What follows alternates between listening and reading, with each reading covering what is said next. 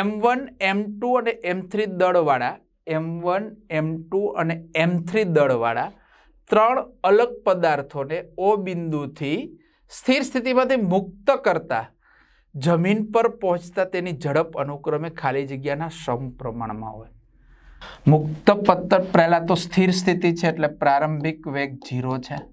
Okay, મુક્ત પતન કરવાના છે તો મુક્ત પતન માટે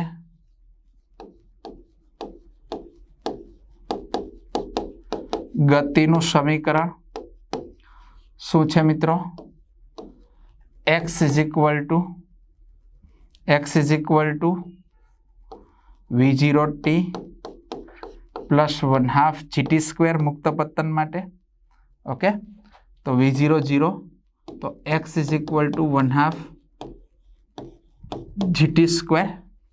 ઓકે, g પણ અચળ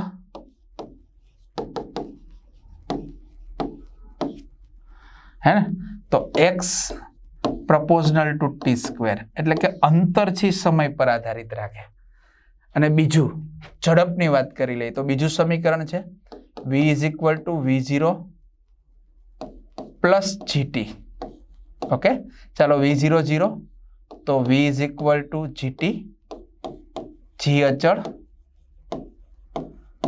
તો v પ્રપોઝનલ ટુ t એટલે કે વેગ છે એ સમય પર આધારિત છે, દળ પર નહીં.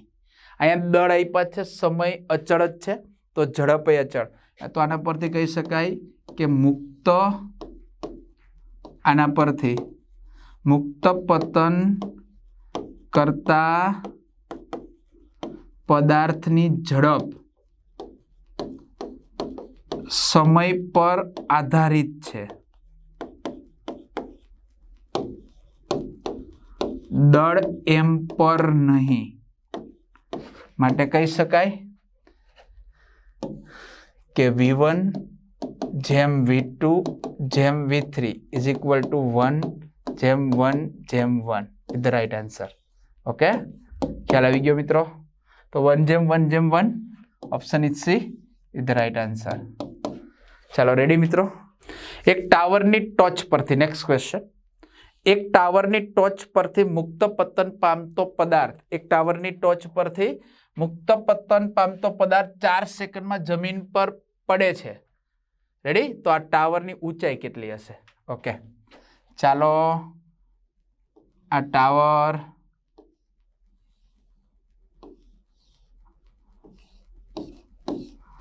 ટાવરની ઊંચાઈ મેળવવાની છે h.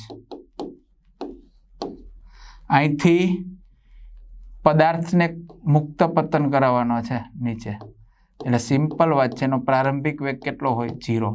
નીચે આવે એટલે a બરાબર પ્લસ g ઇઝ રાઈટ. બરાબર ને? ચાલો તો આના ઉપરથી આપણે ઉલ્લેખ કરી દઈએ. પ્રારંભિક વેગ 0, પ્રવેગ a બરાબર પ્લસ g એટલે 10 મીટર પ્રતિ સેકન્ડ સ્ક્વેર. સમય આપ્યો છે t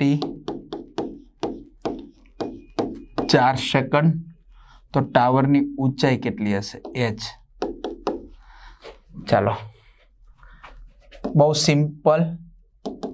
ગતિનું મુક્ત પતન માટે ગતિનું સમીકરણ x is equal to v0t plus 1/2 at square. આની અંદર તમારે x બરાબર શું લઈ લેવાનું? h. v0 શું લેશો? 0 અને a બરાબર g લેતા. બહુ સિમ્પલ. તો માટે h is equal to 0 plus 1/2 gt square. ચાલો h is equal to 1/2 g એટલે 10 અને t સ્ક્વેર એટલે 4નો વર્ગ. ઓકે, ચાલો 5 દુ 10 તો h બરાબર 5, 4નો વર્ગ એટલે 16, 16 × 5 = 80 મીટર. તો h બરાબર 80 metre is the right answer. ટાવરની ઊંચાઈ કેટલી હોય દીકરાઓ? 80 metre. 20 metre, 40 metre, 80 metre, 160 metre. તો right option is C 80 metre. Okay, ચાલો 25 લાખ જીતી ગયા ભાઈ તમે, હે ને? સાચો જવાબ આપો, 25 લાખ જીતી ગયા. ચાલો નેક્સ્ટ ક્વેશ્ચન. એક પદાર્થ લાકડાના બ્લોકની અંદર જઈ તેનો વેગ અડધો થાય છે. ઓકે, ત્યાં સુધી તે બ્લોકમાં 3 સેન્ટીમીટર જેટલું અંતર કાપે છે. ઓલરાઈટ. જ્યારે આ પદાર્થ બ્લોકમાં સ્થિર થાય ત્યાં સુધીમાં એને વધારાનું કેટલું અંતર કાપ્યું હશે? મિત્રો એક લાકડાનો બ્લોક છે એવું માની લો. ચાલો, આ લાકડાનો બ્લોક છે. રેડી?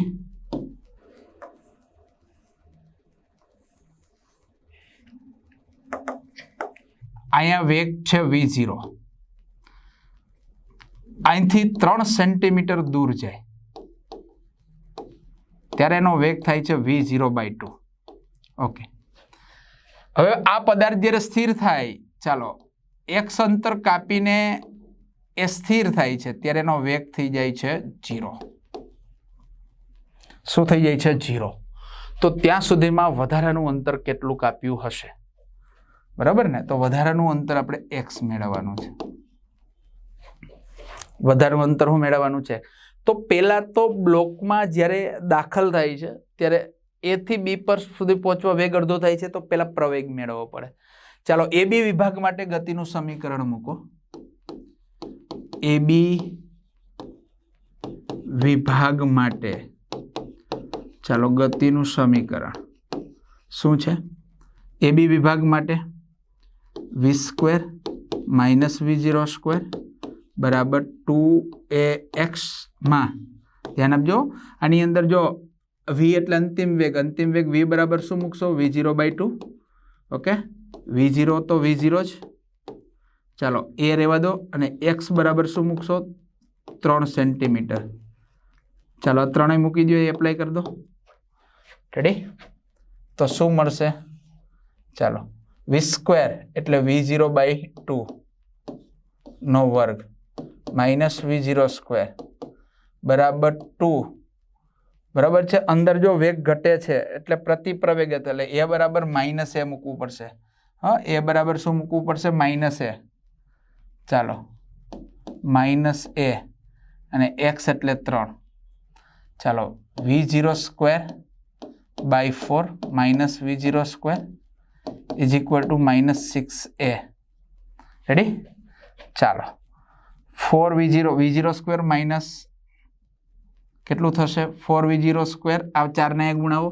v0² માઇનસ 4v0² એટલે -3/4 v0² બરાબર -6a. ચાલો, 3 દુ 6, 3 3 કેન્સલ. ચાલો, 2 ને નીચે લઈ જાઓ તો a બરાબર શું આવશે? નીચે લઈ જશો એટલે v0² બાય 4 ગુણ્યા 2. 4 ગુણ્યા 2 એટલે 8. રેડી ને? ચાલો, આવી ગયો પ્રવેગ, આવી ગયો. આટલા પ્રવેગ સાથે કાર સ્થિર થાય ત્યાં સુધીમાં વધારાનું કેટલું અંતર કાપ્યું હશે? હવે જો BC વિભાગ માટે, ચાલો BC વિભાગ માટે ગતિનું સમીકરણ v² - v0² બરાબર 2ax ની અંદર પાછું એનું જ સમીકરણ મૂકો. ચાલો, અંતિમ વેગ કેટલો મૂકવાનો? તો કે v = 0. પ્રારંભિક વેગ તો કે v0/2. ઓકે, a બરાબર v0²/8. બરાબર ને? ચાલો, v² એટલે 0 નો વર્ગ. ચાલો, 0 માઇનસ v0² એટલે v0/2 એનો વર્ગ બરાબર 2a. a એટલે v0².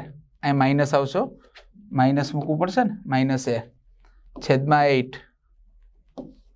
Into x. ચાલો, માઇનસ v0²/4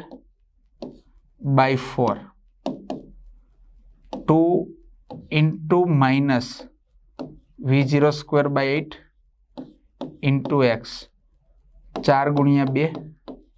ચાલો, v0² જાય, માઇનસ જાય, 4 જાય, 2 જાય. ઓકે, તો x = 1 સેન્ટીમીટર. વધારાનું કેટલું કાપ્યું હોય? 1 સેન્ટીમીટર. તો option B is the right option. Okay, 1 centimetre. ખ્યાલ આવી ગયો મિત્રો? વધારાનું કે અંતર કાપેલું છે. ઓકે, ચાલો નેક્સ્ટ ક્વેશ્ચન. Next MCQ. 30 ના ખૂણે અને 9.8 મીટર લાંબા લીસા ઢાળ પરથી એક બ્લોકને લપસીને નીચે આવતા લાગતો સમય કેટલો? ચાલો આ બ્લોક છે, જોઈ લો. આ ઢાળ પરથી સરકીને નીચે આવે છે, એટલે આ જે અંતર છે ને એ અંતર x તમને આપેલું છે. ઓકે, આ ખૂણો બી આપેલો છે. આ બ્લોક ઉપર લાગતો ગુરુત્વ પ્રવેગ છે એ આની સાથે ખૂણો બનાવે છે. ઓકે, એટલે એનો ઘટકો પડે.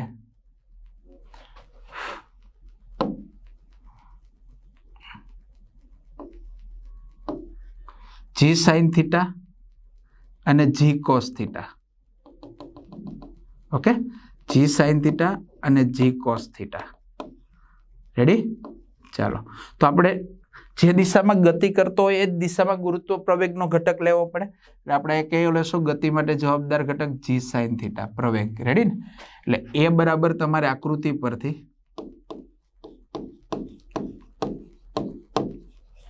પ્રવેગ એ બરાબર બ્લોકનો પ્રવેગ એ બરાબર શું લેશું? g sin theta.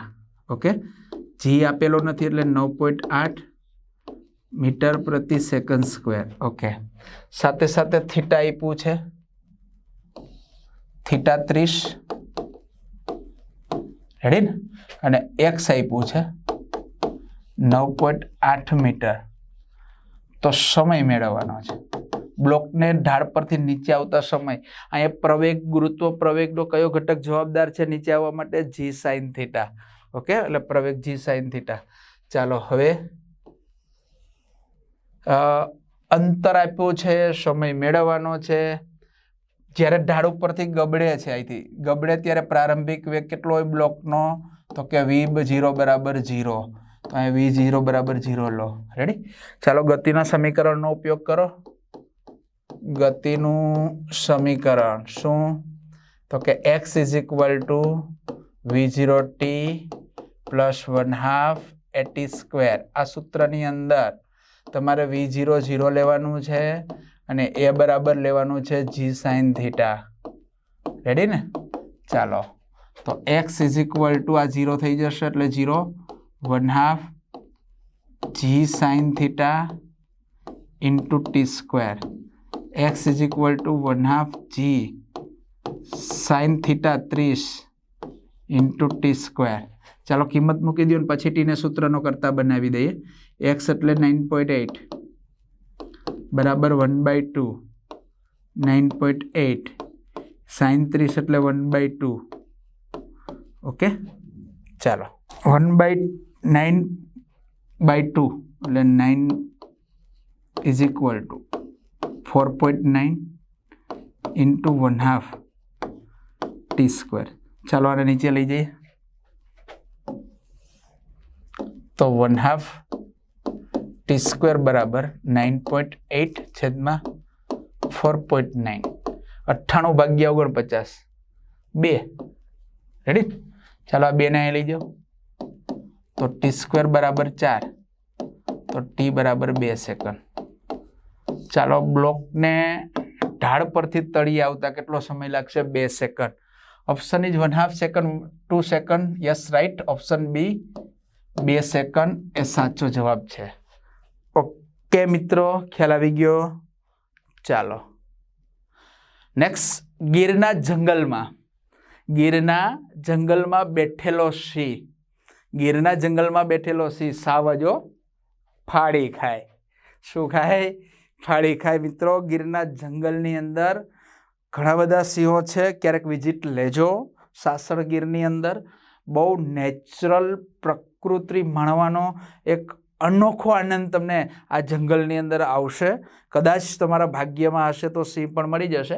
આ નામ આવ્યું છે એટલે આપણે આ કર્યું ગુજરાતની અંદર સાસણ ગીર, જુનાગઢ, સોમનાથ, ગીર સોમનાથની અંદર આવે.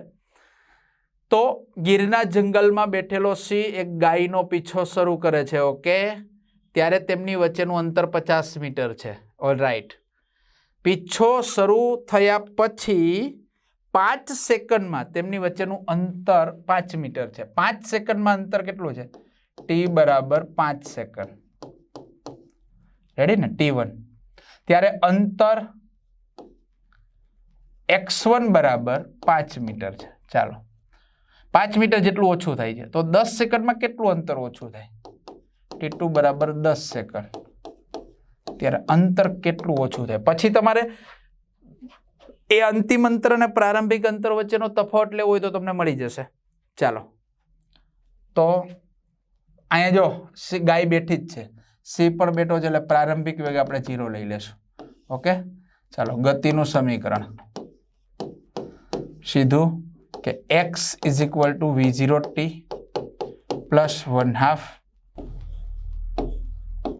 at square. એના પરથી પ્રવેગ પેલા મેળવી લઈએ. ચાલો v0 0 છે તો x is equal to 1/2 at square પરથી તમારે પહેલા શું કરવાનું છે? x બરાબર લેવાનું છે x1, ત્યારે t બરાબર t1 લેતા. રેડી? કારણ કે પહેલું તમને કીધું છે કે શરૂઆતની અંદર 5 સેકન્ડમાં 5 મીટર અંતર ઘટે છે. ઘટે ત્યારે પ્રવેગ કેટલો ઉત્પન્ન થાય ચેક કરી લઈએ. તો x1 બરાબર 1/2 at1 સ્ક્વેર. ચાલો x1 કેટલું છે? 5. 1/2 એ t1 એટલે 5, 5 નો વર્ગ 10. ચાલો તો a બરાબર 10/25. રેડી? 10/25.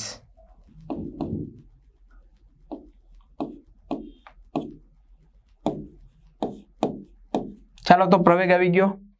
a બરાબર 2/5 મીટર પ્રતિ સેકન્ડ સ્ક્વેર. ઓકે, હવે 10 સેકન્ડમાં કેટલું ઓછું થશે અંતર? હવે 10 સેકન્ડ બાદ અંતર x2 બરાબર 1/2 at2 સ્ક્વેર. તો x2 is equal to 1/2 a એટલે 2/5 t2 સ્ક્વેર એટલે 10 નો વર્ગ. ચાલો 2 2 કેન્સલ. તો x2 ઇઝ ઇક્વલ ટુ 10 નો 100 ભાગ્યા 5 કેટલું થાય ભાઈ? 100 ના 5 ભાગ પાડો, 20 મીટર. કેટલું થાય? 20 મીટર થશે ને. તો માટે કહી શકાય x2 is equal to 20 metre. ચાલો આવી ગયું. ઓકે, 10 સેકન્ડની અંદર 20 મીટર અંતરનો ઘટાડો થશે. Is the right answer. તો 20 મીટર ઓપ્શન બી. બેટા બીજી એક વાત ખાસ, પછી તમને જો આ જ ક્વેશ્ચનમાં ઉલટાવીને એવું પૂછે કે ચાલો પ્રારંભિક અને અંતિમ અંતર વચ્ચેનો તફાવત કેટલો, તો 50 ઓછા 20 તો 30 આવે. તફાવત પૂછે તો. પણ અહીંયા તમને કીધું છે કે 10 સેકન્ડમાં કેટલું અંતર ઓછું થાય છે, તો 20 મીટર જેટલું ઓછું થાય. રાઈટ? ખ્યાલ આવી ગયો મિત્રો? આપણે આ ટોપિકને અહીંયા પૂર્ણ કર્યો. આપ સૌનો ખૂબ ખૂબ આભાર, ધન્યવાદ. Thank you, thank you, thank you.